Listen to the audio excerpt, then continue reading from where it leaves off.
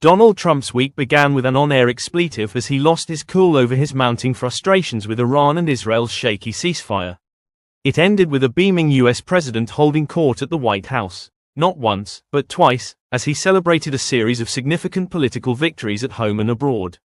Trump was in a triumphant mood, answering questions for more than an hour at a news conference that turned into a checklist of his accomplishments.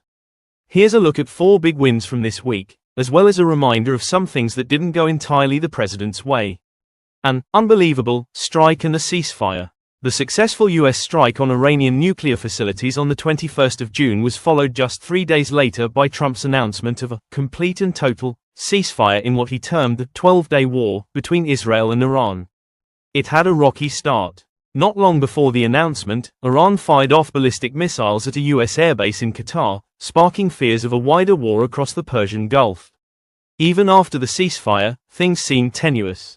Both sides were quickly accused of breaking it, prompting an angry, expletive-laden tirade to reporters on the White House lawn.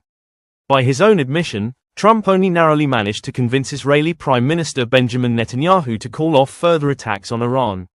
But ultimately the ceasefire held, allowing the president to proudly claim that his military gamble of an unbelievable strike on Iran worked, and point to evidence that he is a peacemaker, a sorely needed win as peace continues to elude him in both Gaza and Ukraine.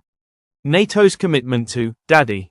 Trump was on his way to the Netherlands for the NATO summit when he got a text from NATO Secretary General Mark Rutte, lavishing praise on him for the strikes on Iran, texts the president was more than happy to make public.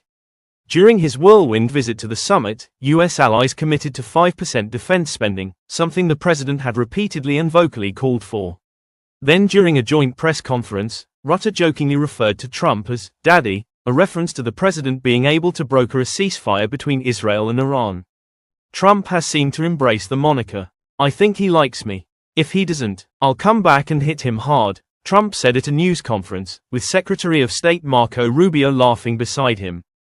He did it very affectionately. On Friday afternoon, Trump met with the foreign ministers of Rwanda and the Democratic Republic of Congo, who earlier in the day signed a peace deal aimed at ending decades of fighting between the two neighbors. Further details are scant and previous peace deals in the region have failed, yet that has not deterred the US and Congolese presidents from framing this as a generational victory. Today, the violence and destruction comes to an end, and the entire region begins a new chapter of hope and opportunity, Trump said. The deal also helps the US government and American companies gain access to critical minerals in the region.